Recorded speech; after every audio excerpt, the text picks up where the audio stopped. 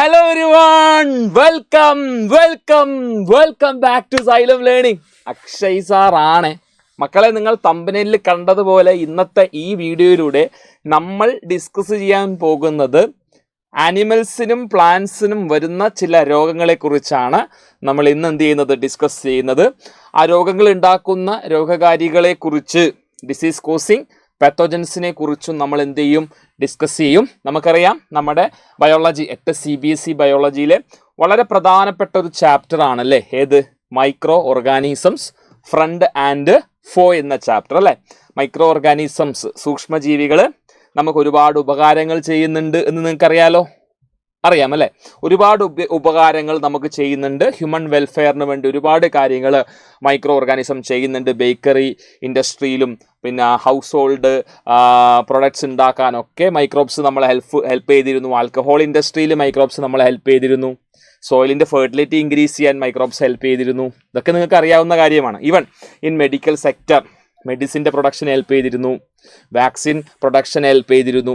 So ഇതൊക്കെ നിങ്ങൾക്ക് അറിയാവുന്ന കാര്യങ്ങൾ തന്നെയാണ്. അപ്പം അതുപോലെ തന്നെ ഉപകാരങ്ങളെക്കുറിച്ച് പറയുമ്പോഴും നമ്മൾ അറിയേണ്ട കാര്യം എന്താ, ചില മൈക്രോ ഓർഗാനിസംസ് നമുക്ക് രോഗങ്ങൾ ഉണ്ടാക്കിയിരുന്നു അല്ലേ. മനുഷ്യന്മാർക്ക് രോഗങ്ങൾ ഉണ്ടാക്കുന്നുണ്ട്, ഇനി ആനിമൽസിന് രോഗങ്ങൾ ഉണ്ടാക്കുന്നുണ്ട്, പ്ലാന്റ്സിന് രോഗങ്ങൾ ഉണ്ടാക്കുന്നുണ്ട്. അപ്പോൾ ഡിസീസ് ഉണ്ടാക്കുന്ന, രോഗങ്ങൾ ഉണ്ടാക്കുന്ന മൈക്രോ ഓർഗാനിസത്തെയാണ് നമ്മൾ എന്ത് വിളിച്ചത്, പാത്തോജൻസ് അല്ലേ. അപ്പോൾ രോഗങ്ങൾ ഉണ്ടാക്കുന്ന മൈക്രോ ഓർഗാനിസത്തെ വിളിക്കുന്ന പേരെന്താണ്, പാത്തോജൻസ് അല്ലേ. അപ്പോൾ സാറോട് എഴുതാം പാത്തോജൻസ്. അപ്പോൾ ഡിസീസ് കോസ് ചെയ്യുന്ന മൈക്രോ ഓർഗാനിസത്തെ വിളിക്കുന്ന പേരെന്താണ്, പാത്തോജൻസ് എന്നാണ് കേട്ടോ. എന്താ വിളിക്കുക, പാത്തോജൻസ്. ഇത് നമുക്കൊക്കെ എല്ലാവർക്കും അറിയാലോ, പാത്തോജൻസ് ആണെന്ന് എല്ലാവർക്കും അറിയാലോ. ഡിസീസ് കോസ് ചെയ്യുന്ന മൈക്രോ ഓർഗാനിസം വളരെ വ്യക്തമായി തന്നെ സാർ അവിടെ എഴുതാം. ഡിസീസ് കോസ് ചെയ്യുന്ന മൈക്രോ ഓർഗാനിസത്തെ നമ്മൾ പാത്തോജൻസ് എന്നാണ് വിളിക്കുന്നത്. Disease causing micro organisms.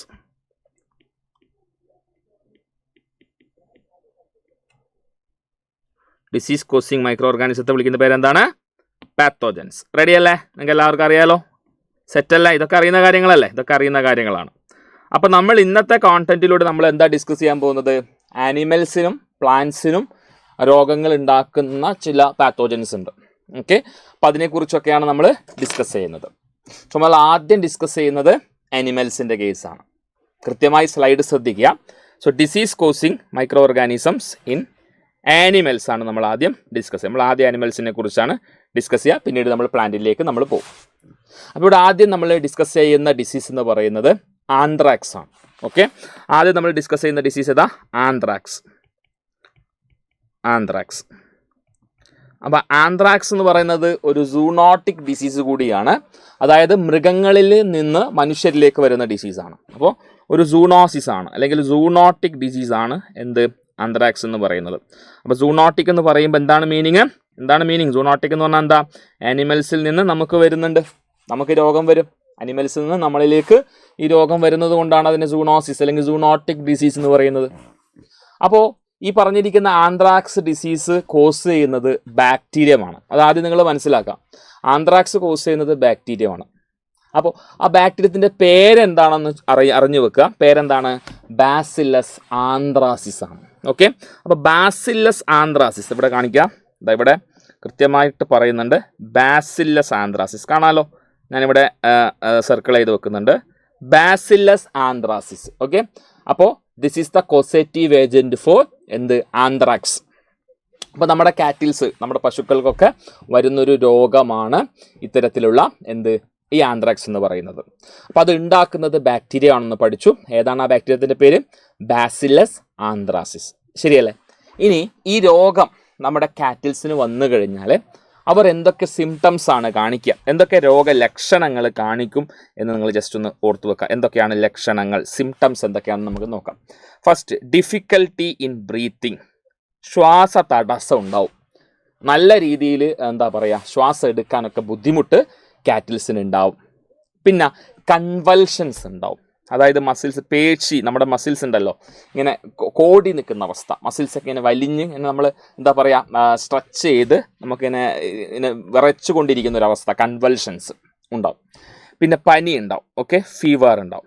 So ഇതൊക്കെയാണ് പ്രധാനപ്പെട്ട സിംറ്റംസ്, ആന്ത്രാക്സിൻ്റെ സിംറ്റംസ് എന്ന് പറയുന്നത്. ഓക്കെ, അതുകൂടാതെ ബ്ലീഡിങ് ഉണ്ടാവുന്നുണ്ട് ചില കേസുകളിൽ. ഈ മൂക്കിൽ നിന്നൊക്കെ പിന്നെ ബ്ലീഡിങ് ഉണ്ടാവുക, അതൊക്കെ മറ്റു ചില ലക്ഷണങ്ങളാണ് ഈ ആന്ത്രാക്സിൻ്റെ. സോ ആന്ത്രാക്സിൻ്റെ കോസേറ്റീവ് ഏജൻ്റ് ആരാണ്? അതൊരു ബാക്ടീരിയമാണ്. ഏതാണ് ബാക്ടീരിയം? Bacillus anthracis. ഇനി ഈ ബാസില്ലസ് ആന്ത്രാസിസ് എന്ന ബാക്ടീരിയത്തെ കണ്ടെത്തിയത് റോബർട്ട് കോച്ചാണ്. ഓക്കെ, അത് ജസ്റ്റ് ഒന്ന് മനസ്സിലാക്കുക. ആരാണ് കണ്ടെത്തിയത്? റോബർട്ട് കോച്ച് 1876 1876 ഈ ബാക്ടീരിയത്തെ കണ്ടെത്തിയത്. ഏത് ബാക്ടീരിയമാണ്? നമ്മുടെ ബാസില്ലസ് ആന്ത്രാസിസ്. ആ ബാസില്ലസ് ആന്ത്രാസിസ് ആണ് എന്ത് ഡിസീസ് കോസ് ചെയ്യുന്നത്? ആന്ത്രാക്സ് ഡിസീസ് കോസ് ചെയ്യുന്നത്. മനസ്സിലായല്ലോ? ഈ ബാക്ടീരിയ ഉണ്ടല്ലോ, ചില സ്പോറുകൾ ഇങ്ങനെ പ്രൊഡ്യൂസ് ചെയ്യും. ഓക്കെ, ഈ സ്പോറുകൾ നമ്മുടെ സോയിലൊക്കെ ഇങ്ങനെ അവശേഷിക്കും. പശുക്കളുടെ കേസ് പറയുമ്പോൾ ഒരു പശുവിന് അഫക്റ്റഡ് ആയിട്ടുണ്ടെങ്കിൽ എന്ത് സംഭവിക്കും? ഈ ബാസില്ലസ് ആന്ത്രാസിസ് ഈ സ്പോറുകൾ പ്രൊഡ്യൂസ് ചെയ്യുന്നു ഞാൻ പറഞ്ഞു അല്ലേ. ഈ സ്പോറുകൾ ഇതിൻ്റെ ഫീഡിൽ, ഇതിൻ്റെ ഭക്ഷണത്തിൽ, പശുക്കൾക്ക് കൊടുക്കുന്ന ഫീഡിൽ, അതുപോലെ തന്നെ പിന്നെ വാട്ടറിൽ, പിന്നെ അതുപോലെ തന്നെ മണ്ണിലൊക്കെ ഇങ്ങനെ വീണ് കിടക്കും. ഇത് ഒരുപാട് കാലം നിലനിൽക്കുന്ന ഒരു സ്പോറ് കൂടിയാണ്. അപ്പോൾ അങ്ങനെയൊക്കെ എന്ത് ചെയ്യും? മറ്റു പശുക്കൾക്ക് ഇത് എന്ത് ചെയ്യും? ഈ രോഗം ബാധിക്കും. സോ മോഡ് ഓഫ് ട്രാൻസ്മിഷൻ, എങ്ങനെ ഈ രോഗം പകരുന്നു എന്ന് നമ്മൾ പഠിക്കണം.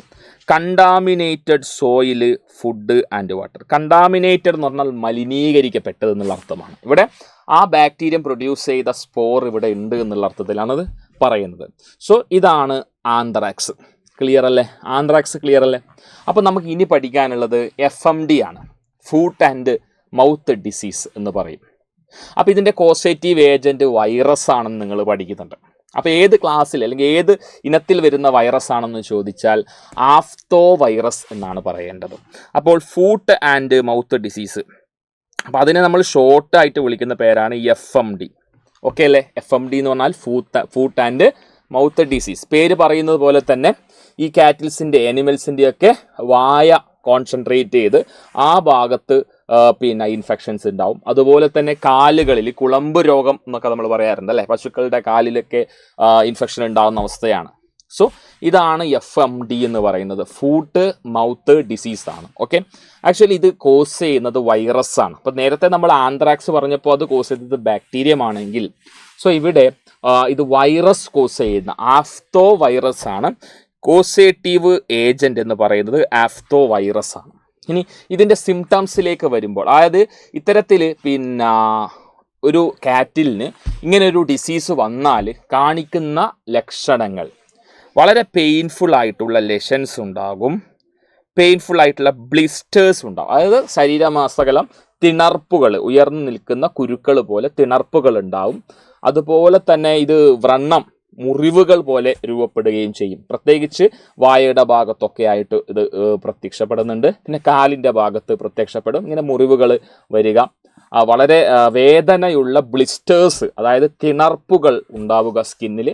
പിന്നെ വായിൽ നിന്ന് സലൈവേഷൻ, എക്സസീവ് സലൈവേഷൻ, ഉമിനീര് ഒഴുകുന്ന അവസ്ഥയുണ്ടാവും വായിൽ നിന്ന്.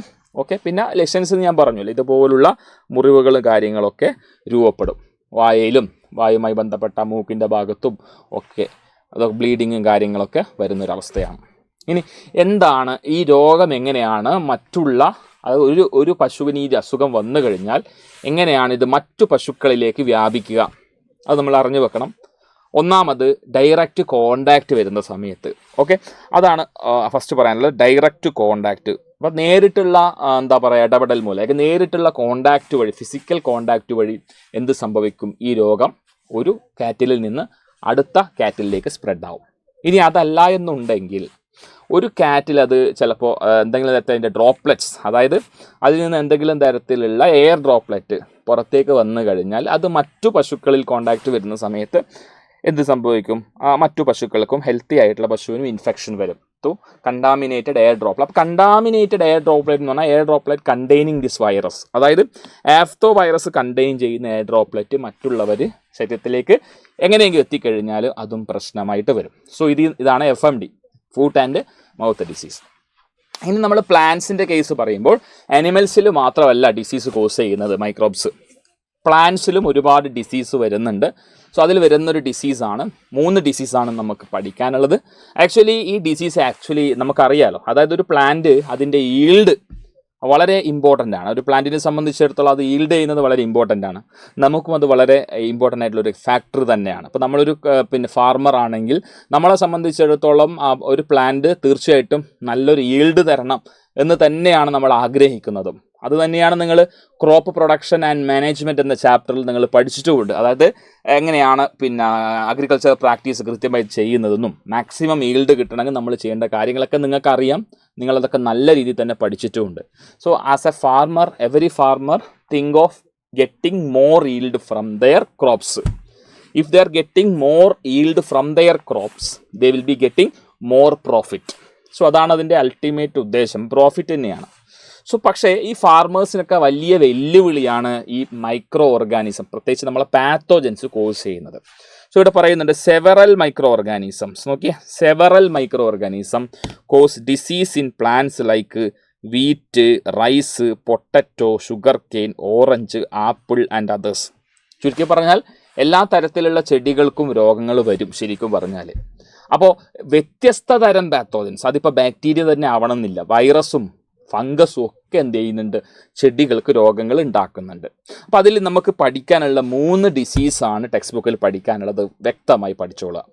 അതിൽ സിട്രസ് കാങ്കർ, നമ്മുടെ സിട്രസ് ചെടികളിൽ ഇപ്പോൾ ലെമൺ പോലുള്ള, ഓറഞ്ച് പോലുള്ള സിട്രസ് ഇനം ചെടികളിൽ വരുന്ന ഒരു രോഗമാണ് സിട്രസ് കാങ്കർ. അത് ബാക്ടീരിയ കോസ് ചെയ്യുന്ന ഇൻഫെക്ഷനാണ്.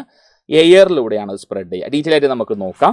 ഇനി റസ്റ്റ്, ഫംഗസ് ഉണ്ടാക്കുന്ന റസ്റ്റ് ഡിസീസ് ഫഞ്ചൈ ആണ് കോസ് ചെയ്യുന്നത് പറഞ്ഞു. അത് എയറിലൂടെയും സീഡ്സിലൂടെയൊക്കെ പകരും. ഇനി yellow vein mosaic disease cause ചെയ്യുന്നത് തീർച്ചയായിട്ടും വൈറസ് ആയിരിക്കും. അത് ജസ്റ്റ് ഒന്ന് കണക്ട് ചെയ്ത് പിടിക്കാം. മൊസൈക്ക് ഡിസീസ് ഇവിടെ ബിൻഡിയുടെ കേസാണ് പറഞ്ഞത്, ഒക്ര, ലേഡീസ് ഫിംഗർ. അതല്ലാതെ മൊസൈക്ക് ഡിസീസ് ടുബാക്കോ ചെടിയിലൊക്കെ വരുന്നുണ്ട്. ടുബാക്കോ മൊസൈക്ക് വൈറസ് ആണ് അവിടെ അത് കോസ് ചെയ്യുന്നത്. അപ്പോൾ മൊസൈക്ക് ഡിസീസ് കോസ് ചെയ്യുന്ന വൈറസ് ആണ്. അതൊരു തരം ഇൻസെക്റ്റ്, നമ്മൾ പഠിക്കുക, ഇൻസെക്റ്റിൻ്റെ പേരൊക്കെ ഞാൻ പറഞ്ഞു തരാം. ഇൻസെക്റ്റിലൂടെയാണ് എന്ത് ചെയ്യുന്നത്, ട്രാൻസ്മിറ്റ് ചെയ്യുന്നത്. അപ്പോൾ ഇത്രയും ഡിസീസാണ് പ്രധാനമായും പ്ലാന്റ്സിൽ നമുക്ക് സിലബസിൽ പഠിക്കാനുള്ളത്. അതിൽ നമ്മൾ ആദ്യം സിട്രസ് കാങ്കർ നോക്കിക്കഴിഞ്ഞാൽ കൃത്യമായി ശ്രദ്ധിച്ചു. ഞാൻ പറഞ്ഞു സിട്രസ് ചെടികളിലാണ് ഈ ഡിസീസ് വരുന്നതെന്ന് പറഞ്ഞു. അപ്പോൾ നിങ്ങൾക്ക് ഈ ചിത്രീകരണത്തിലൂടെ തന്നെ നമുക്ക് ആ അവസ്ഥ എന്താണെന്നും ഏകദേശം മനസ്സിലാക്കാൻ വേണ്ടി പറ്റും. എന്താണ് ആ സിറ്റുവേഷൻ എന്നുള്ളത് നോക്കിക്കേ. എന്താ കാണുന്നത്? നല്ല ഒരു ലെമൺ ആണോ അത്? അല്ല, അതിൽ കുറേ പാടുകളും കുറേ പ്രശ്നങ്ങളൊക്കെ ഉണ്ട്. അപ്പോൾ ഇത് ആക്ച്വലി ബാക്ടീരിയ ഉണ്ടാക്കുന്ന ഒരു പ്രശ്നമാണ്. അപ്പോൾ ആ ബാക്ടീരിയത്തിൻ്റെ പേര് ക്സാന്തോമോണാസ് ആക്സോണോപോഡിസ് എന്നാണ്. അപ്പോൾ ക്സാന്തോമോണാസ് ആക്സോണോപോഡിസ് എന്ന ബാക്ടീരിയം കോസ് ചെയ്യുന്ന ഒരു ബാക്ടീരിയൽ ഇൻഫെക്ഷനാണ് സിട്രസ് കാങ്കർ. അപ്പോൾ ഇത് സിട്രസ് കാങ്കർ ആക്ച്വലി എയറിലൂടെ ട്രാൻസ്മിറ്റ് ചെയ്യുന്ന ഡിസീസാണെന്ന് ഞാൻ നേരത്തെ പറഞ്ഞിട്ടുണ്ട്, ടേബിളിൽ നമ്മൾ പറഞ്ഞതാണ്.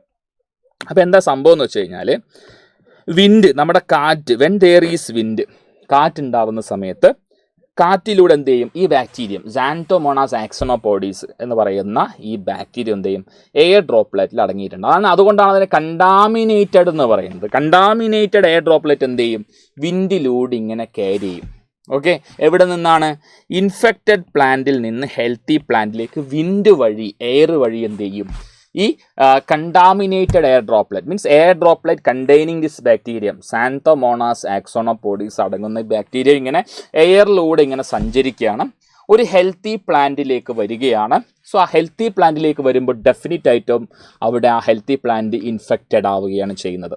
സോ ഇതിനെന്തെങ്കിലും പ്രതിവിധി ഉണ്ടോ എന്ന് ചോദിച്ചു കഴിഞ്ഞാൽ പ്രതിവിധി എന്താ? ഒരു ചെടിക്ക് ഈ പറഞ്ഞിരിക്കുന്ന സിട്രസ് കാങ്കർ ബാധിച്ചാൽ കംപ്ലീറ്റ് ആയിട്ട് അതിനെ നശിപ്പിക്കുന്നതാണ് ശരിക്കും നല്ലത്. അറ്റ്ലീസ്റ്റ് നമ്മൾ ചെയ്യേണ്ട കാര്യം എന്താ? ഏതെങ്കിലും ലീവ്സിനെയാണ് അല്ലെങ്കിൽ ഏതെങ്കിലും ഫ്രൂട്ട്സിനെയാണ് അത് ബാധിച്ചിട്ടുള്ളതെങ്കിൽ ആ ഫ്രൂട്ട്സിനെയും ആ ലീഫിനെയും കംപ്ലീറ്റ് എന്ത് ചെയ്യുക, കരിച്ചു കളയാം, ബേൺ ചെയ്ത് കളയാം. അതൊരു ഓപ്ഷനാണ്.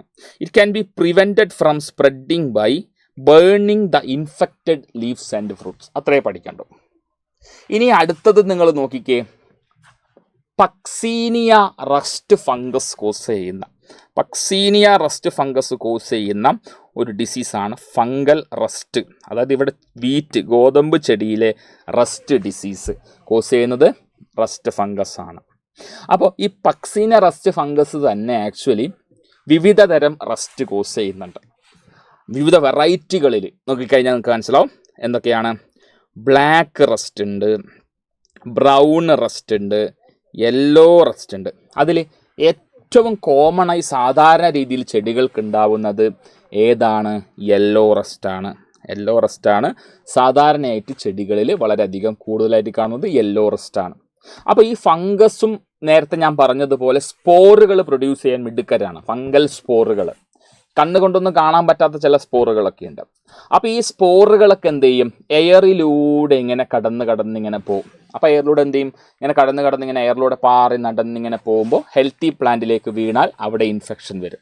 The mode of transmission is through spores or air എന്ന് നമുക്ക് പറയാം. മനസ്സിലായല്ലോ? ഇനി അടുത്ത് നോക്കിക്കേ, മൊസൈക്ക് ഡിസീസാണ്. അപ്പം ഞാൻ പറഞ്ഞിട്ടുണ്ട് എന്ത്, യെല്ലോവെയിൻ മൊസൈക്ക് എന്ന് കേട്ടിട്ടുണ്ടെങ്കിൽ അത് കോസ് ചെയ്യുന്നത് വൈറസ് ആണെന്ന് ഓർത്തു വെക്കാം. ഏത് വൈറസാണ്? യെല്ലോവെയിൻ മൊസൈക്ക് ഡിസീസ് കോസ് ചെയ്യുന്നത് യെല്ലോ മൊസൈക്ക് വൈറസ് ആണ്. അപ്പോൾ ഇവിടെ ഞാൻ നേരത്തെ പറഞ്ഞു ടൊബാക്കോ, നമ്മുടെ പുകയില ചെടിയിൽ വൈറൽ ഇൻഫെക്ഷൻ ഉണ്ടാവുന്നുണ്ട്, മൊസൈക്ക് ഡിസീസ് ഉണ്ടാവുന്നുണ്ട്. അപ്പോൾ അവിടെ കോസ് ചെയ്യുന്നത് ടൊബാക്കോ മൊസൈക്ക് വൈറസ് TMV ആണ്. അപ്പോൾ ഇവിടുത്തേത് ഒക്രയാണ്. അപ്പോൾ ഒക്രയിൽ ഇത് കോസ് ചെയ്യുന്നത് യെല്ലോ മൊസൈക്ക് വൈറസ് ആണ്.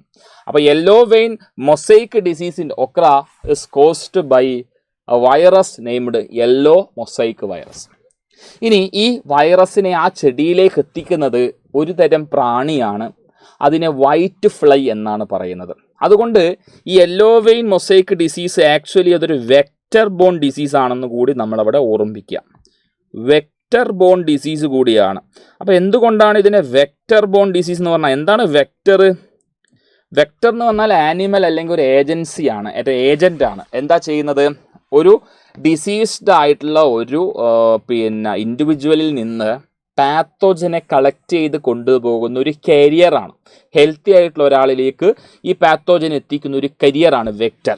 സോ ഇവിടെ yellow vein mosaic disease ladies finger ഒക്രയിൽ വന്നതിൻ്റെ കാരണം ഈ പറഞ്ഞിരിക്കുന്ന വൈറസാണ്. ഏത്? Yellow mosaic virus. ആ വൈറസ് എത്താൻ കാരണം ആരാണ്? വൈറ്റ് ഫ്ലൈ എന്ന് പറയുന്ന ഒരു തരം പ്രാണിയാണ്. അപ്പോൾ അതുകൊണ്ട് തന്നെ നമുക്ക് പറയാം എന്ത്, വെക്റ്റർ ബോൺ ഡിസീസ് ആണ് എന്ത്, യെല്ലോ വെയിൻ മൊസൈക്ക് ഡിസീസ്. അത് കോസ് ചെയ്യുന്നത് വൈറസാണ്. അപ്പോൾ വൈറ്റ് ഫ്ലൈ ആണ് അതെന്ത് ചെയ്യുന്നത്, അതിനെ ക്യാരി ചെയ്ത് കൊണ്ടുപോകുന്നത്. അപ്പോൾ എങ്ങനെയാണ് ഇത് സംഭവിക്കുന്നത്?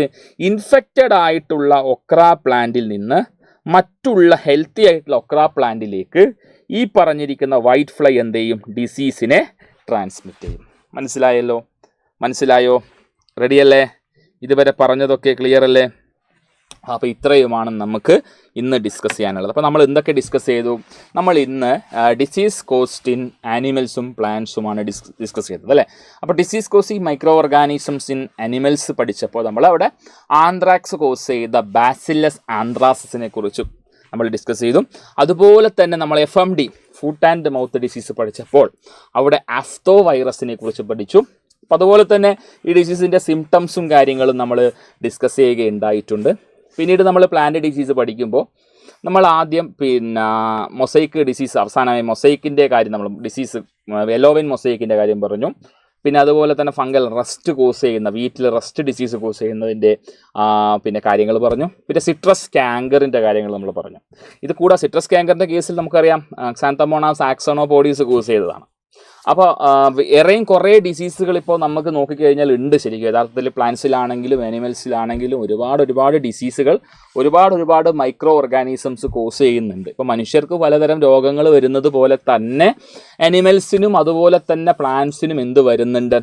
രോഗങ്ങൾ ഒരുപാട് വരുന്നുണ്ട്. അപ്പോൾ എന്ത് രോഗം വന്നു കഴിഞ്ഞാലും അതിന് ട്രീറ്റ്മെൻറ്റ് എടുക്കുക എന്നുള്ളത് തന്നെയാണ് ഏറ്റവും ഉചിതമായിട്ടുള്ള കാര്യം. ഇനി അതിലും ഉചിതമായിട്ടുള്ളൊരു കാര്യം എന്താ? Prevention is better than cure. രോഗങ്ങൾ വരാതെ നോക്കുക. ചികിത്സയേക്കാൾ രോഗം വരാതിരിക്കുന്നതാണ് ഏറ്റവും മികച്ച ഒരു കാര്യമെന്ന് പറയുന്നത്. മനസ്സിലായല്ലോ? അപ്പോൾ ഇന്നെടുത്ത ഈ ഒരു കോണ്ടൻറ്റ് കാര്യങ്ങൾ നിങ്ങൾക്ക് മനസ്സിലായിട്ടുണ്ടെന്ന് തന്നെ കരുതുന്നു. ഇതുപോലുള്ള ഉപകാരപ്രദമായിട്ടുള്ള വീഡിയോസുമായിട്ട് സാർ ഇനിയും നിങ്ങളുടെ മുന്നിൽ വരും. അപ്പോൾ ഈ വീഡിയോ ഉപകാരപ്രദമാണെന്ന് തോന്നുകയാണെങ്കിൽ നിങ്ങൾ നിങ്ങളുടെ സുഹൃത്തുക്കളിലേക്ക്, ഫ്രണ്ട്സിലേക്ക് കൂടി ഷെയർ ചെയ്യുക. മറ്റൊരവസരത്തിൽ വീണ്ടും നമുക്ക് കണ്ടുമുട്ടാം. അതുവരേക്കും it's me Akshay signing off. By.